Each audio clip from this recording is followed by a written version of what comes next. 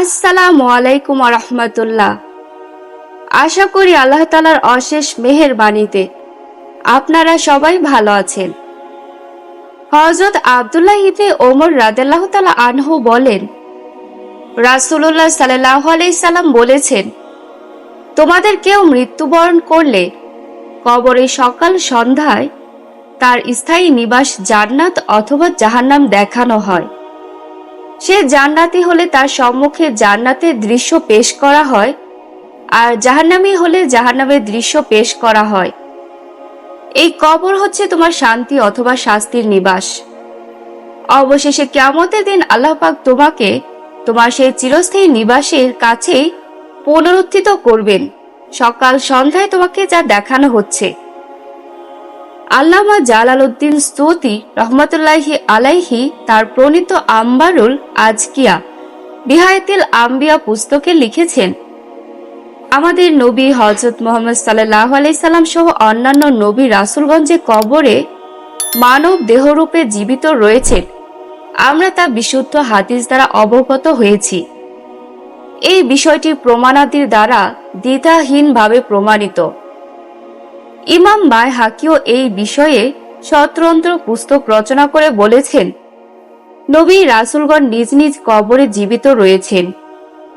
যেসব বিশুদ্ধ হাদিস দ্বারা এটা প্রমাণ করা হয়, তার মধ্যে এই হাদিসটি অন্যতম যে হযরত আনাস রাদিয়াল্লাহু তাআলা আনহু বলেছেন, নবী করিম সাল্লাল্লাহু আলাইহি সাল্লামকে যে রাতে ঊর্ধ্ব মণ্ডলে অর্থাৎ মেরাজে নেওয়া হয়েছে, সেই রাতে তিনি হযরত মুসা আলাইহিস সালামের কবরের নিকট দিয়ে গমন করেছেন। তাকে তিনি কবরে নামাজরত অবস্থায় দেখতে পেয়েছেন। মুসলিম। মুহাদ্দিস হাফিজ আবু নাঈম রহমাতুল্লাহি আলাইহি হিলিয়াতুল আউলিয়া কিতাবে হযরত ইবনে আব্বাস বর্ণিত এক হাদিস উল্লেখ করেছেন। তাতে বলা হয়েছে যে নবী করিম সাল্লাল্লাহু আলাইহি সাল্লাম হযরত মুসা আলাইহিস সালামের কবরের পাশ দিয়ে গমনকালে তাকে দাঁড়িয়ে নামাজ পড়তে দেখেছেন। হাফেজ আবু ইয়ালা সিও মুসনাদ গ্রন্থে এবং ইমাম বাইহাকি রহমাতুল্লাহি আলাইহি হায়াতুল আম্বিয়া গ্রন্থে উল্লেখ করেছেন, হযরত আনাস রাদিয়াল্লাহু তাআলা আনহু বলেন, রাসূলুল্লাহ সাল্লাল্লাহু আলাইহি সাল্লাম বলেছেন, নবী রাসূলগণ স্ব কবরে মানবদেহ নিয়ে জীবিত রয়েছেন। তারা সেখানে নামাজ আদায় করেন। এই নামাজ আদায় করা তাদের প্রতি ফরজ হিসেবে নয়, কেননা কবরের জীবনে কোনো মানুষ শরীয়ত পালনে দায়িত্বশীল থাকে না, বরং এই নামাজ হচ্ছে তাদের আল্লাহ প্রেমে সুধা লাভ করার জন্য।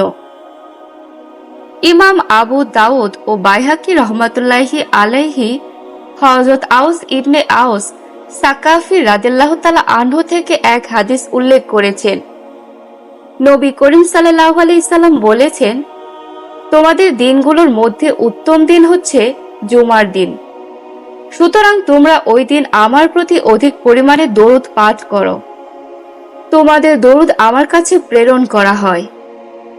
সাহাবীগণ আরজ করলেন, হে আল্লাহর রাসূল, আমাদের সালাত ও সালাম পাঠ আপনার কাছে কিভাবে প্রেরণ করা হবে? আপনি তো তখন অণুতে পরিণত হয়ে মাটির সাথে মিশে যাবেন। প্রত্যুত্তরে নবী করিম সাল্লাল্লাহু আলাইহি সাল্লাম বললেন, আল্লাহ তাআলা মাটির জন্য নবী রাসূলদের দেহ মুবারক ভক্ষণ করা হারাম করেছেন। আবু দাউদ হাকিম। ইমাম বাইহাকি রহমাতুল্লাহি আলাইহি সিও গ্রন্থে লিখেছেন, নবী রাসূলগণ মৃত্যুর পর কবরে জীবিত থাকার বিষয়টি বহু বিশুদ্ধ দলিল দ্বারা প্রমাণিত। তার মধ্যে মেরাজ রাতে নবী করিম সাল্লাল্লাহু আলাইহি সাল্লাম এর সাথে অন্যান্য নবী রাসূলদের সাক্ষাৎ হওয়ার বিষয়টি অন্যতম। সেই রাতে একদল নবী রাসূল শেষ নবী হযরত মুহাম্মদ সাল্লাল্লাহু আলাইহি সাল্লামের সাথে সাক্ষাৎ করেছেন এবং পরস্পর কথাবার্তাও বলেছেন। বুখারী। এই প্রসঙ্গে হযরত আবু হুরায়রা রাদিয়াল্লাহু তাআলা আনহু থেকে এক হাদিস বর্ণিত হয়েছে। নবী করিম সাল্লাল্লাহু আলাইহি সাল্লাম মেরাজের আলোচনায় বলেছেন, আমি নিজেকে একদল নবী রাসূলের সমাবেশের মধ্যে দেখতে পেলাম। আমি দেখলাম হযরত মুসা আলাইহিস সালাম দাঁড়িয়ে নামাজ পড়ছেন। তার দেহ মুবারক হালকা ও সিপসিপে এবং মাথার কেশরাজি কুকরানো। তাকে সানোয়া কবিলার লোক মনে হচ্ছিল। আমি হযরত ঈসা আলাইহিস সালামকে দেখলাম, তিনি দাঁড়িয়ে নামাজ আদায় করছেন। আর হযরত ইব্রাহিম আলাইহিস সালামকেও দাঁড়ানো অবস্থায় নামাজ পড়তে দেখেছি। তাদের চেহারা আকৃতি অনেকটা তোমাদের সাথী মুহাম্মদ সাল্লাল্লাহু আলাইহি সাল্লামের সাথে মিলে। এই সময় নামাজের ওয়াক্ত হলে আমি তাদের ইমাম হয়ে নামাজ আদায় করি। মুসলিম। বিশিষ্ট মুহাদ্দিস হাফেজ আবু নাইম রহমাতুল্লাহি আলাইহি তার দালায়েলুন নবুওয়াত গ্রন্থে এবং জুবাইর ইবনে বক্কার তার আখবারে মদিনা গ্রন্থে এবং ইবনে সাইদ রহমাতুল্লাহি আলাইহি তাবকাত গ্রন্থে আর দারিমি সিও মসনদ গ্রন্থে বর্ণনা করেছেন, ইয়াজিদের হুররাহ বাহিনী দ্বারা যখন মদিনা আক্রান্ত হয় তখন সাইদ ইবনে মুসাইব রহমতুল্লাহি আলাইহি অনবরত মসজিদে নববীতে অবস্থান করেন। তখন মসজিদের বাইরে প্রচণ্ড যুদ্ধ ও রক্তারক্তি চলছিল। তিনি তখন মসজিদের নব্বী হতে আদৌ বের হলেন না। 3 দিন পর্যন্ত মসজিদের নব্বীতে আজান এবং ইকামত হয়নি। সাইদ ইবনে মুসাইব রহমতুল্লাহি আলাইহি বলেন, নামাজের সময় হলেই আমি নবী করিম সাল্লাল্লাহু আলাইহি সাল্লামের রওজা মুবারকের দিক থেকে এক প্রকার বিশেষ আওয়াজ শুনতে পেতাম, যা দ্বারা আমি বুঝতাম যে নামাজের সময় হয়েছে। এই দিনগুলোতে হযরত সাইদ ইবনে মুসাইব ছাড়া কোনো লোকই মসজিদের নব্বীতে ছিলেন না। মিশকাত দারিমি। উপরোক্ত হাদিস সমূহ দ্বারা প্রমাণ হয় যে সমস্ত নবী রাসূলই নিজ নিজ কবরে মানব দেহরূপে জীবিত আছেন। পবিত্র কোরআন মাজিদে আল্লাহ তাআলা শহীদগণ সম্পর্কে বলেছেন, যারা আল্লাহর পথে শহীদ হয়েছেন তাদেরকে তোমরা মৃত মনে করো না, বরং তারা জীবিত। তাদের প্রতিপালকের পক্ষ হতে তাদেরকে জীবিকা প্রদান করা হয়। শহীদগণ প্রসঙ্গে যখন এই কথা বলা হয়েছে যে তোমরা তাদেরকে মৃত মনে করো না, বরং তারা জীবিত এবং তাদের প্রতিপালকের নিকট হতে জীবিকা লাভ করেন, তখন নবী রাসূলদের ক্ষেত্রেও এই কথা প্রযোজ্য হবে না কেন? তারা তো শহীদগণের তুলনায় অনেক অনেক গুণ সুউচ্চ মর্যাদার অধিকারী। মোট কথা, নবী রাসূলগণ কবরে মানব দেহরূপে জীবিত থাকা সম্পর্কে কোনো সন্দেহ পোষণ করা উচিত নয়। সুতরাং বলা যায় যে এই আয়াতের সাধারণ বক্তব্যের মধ্যে নবী রাসূলগণও শামিল। বুখারী শরীফে হযরত আয়েশা রাদিয়াল্লাহু তাআলা আনহা হতে বর্ণিত আছে, নবী করিম সাল্লাল্লাহু আলাইহি সাল্লাম মৃত্যু জনিত পীড়াকালে বলেছেন, আমি খাইবার অবস্থানকালে যে বিষ মিশ্রিত খাদ্য আহার করেছিলাম তার ক্রিয়া আমি প্রায়ই অনুভব করি।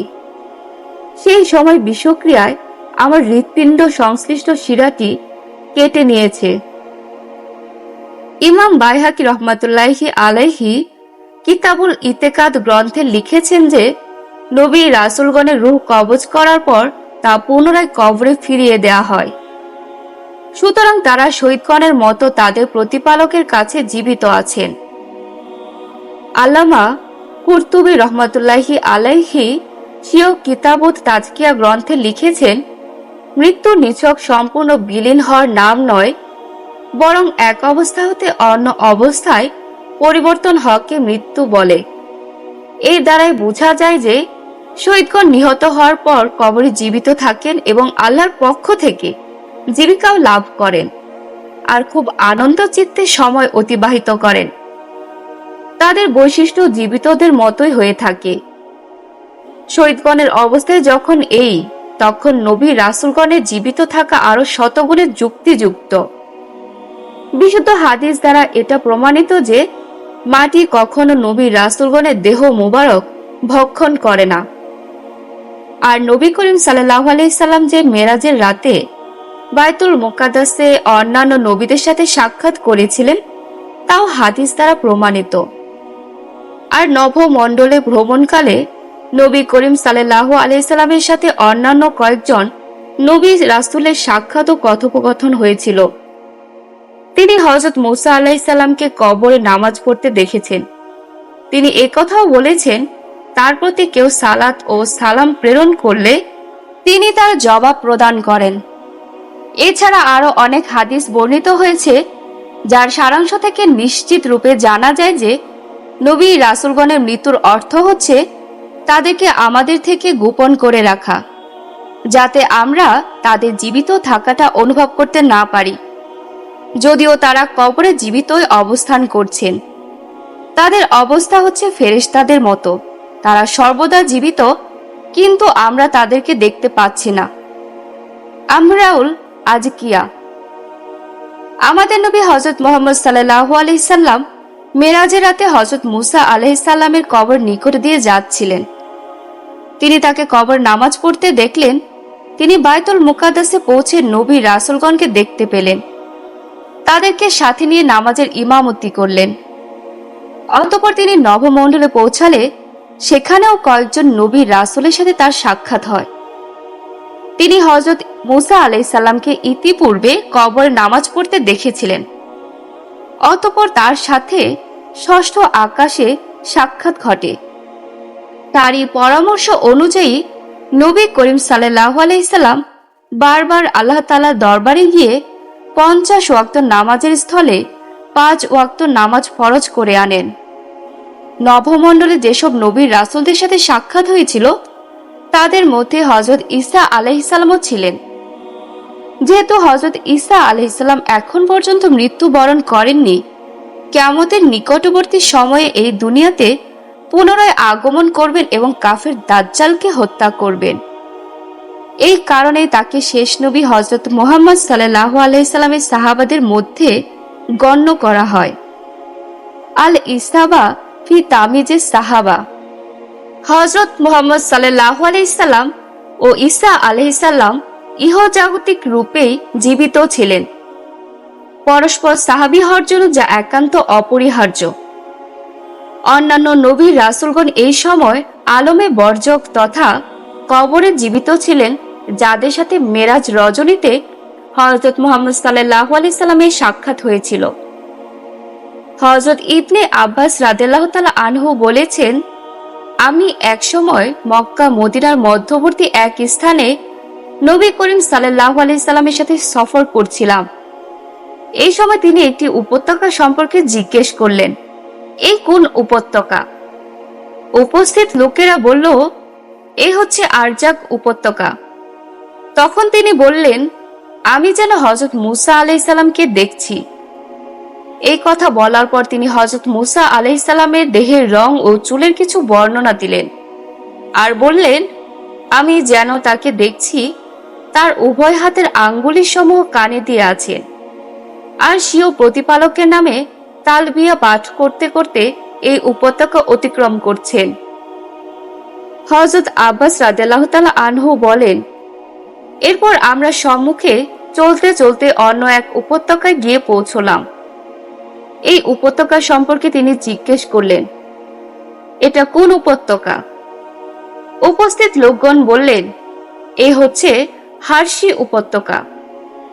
তখন তিনি বললেন, আমি যেন হযরত ইউনুস আলাইহিস সালামকে দেখছি। তিনি একটি লাল বর্ণের উটের পিঠে আরোহণ করে আছেন। তার দেহে রয়েছে সুতার তৈরি জুব্বা আর উটের লাগামটি গাছের বাকল দ্বারা তৈরি।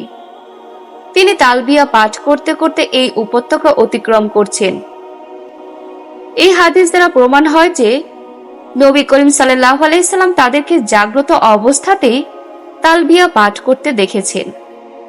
বোঝা গেল নবী রাসূলগণের কবরের জীবন এত শক্তিশালী, পূর্ণাঙ্গ ও উন্নত যে তারা এই দুনিয়াতেও অর্থাৎ মৃত্যুর পরও সশরীরে আগমন করতে পারেন এবং হজের বিধান সমূহ সম্পাদন করতে পারেন, আর মানব চোখে তাদেরকে অবলোকন করাও সম্ভব।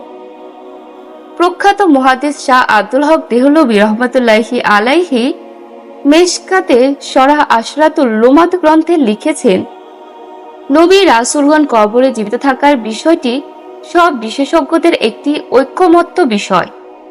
এতে কারোরই দ্বিমত নেই। তাদের এই জীবন পার্থিব জীবনের মতো দৈহিকভাবে জীবন্ত জীবন। তাদের জীবনকে আধ্যাত্মিক ও মরমী জীবন ভাবা উচিত নয়। আলমে বরজক তথা কবরের জীবন হচ্ছে এই পার্থিব জীবন হতে ভিন্নতর জীবন এবং বিস্ময়করও বটে। সেখানকার অবস্থা পার্থিব অবস্থা দ্বারা অনুমান করা যায় না।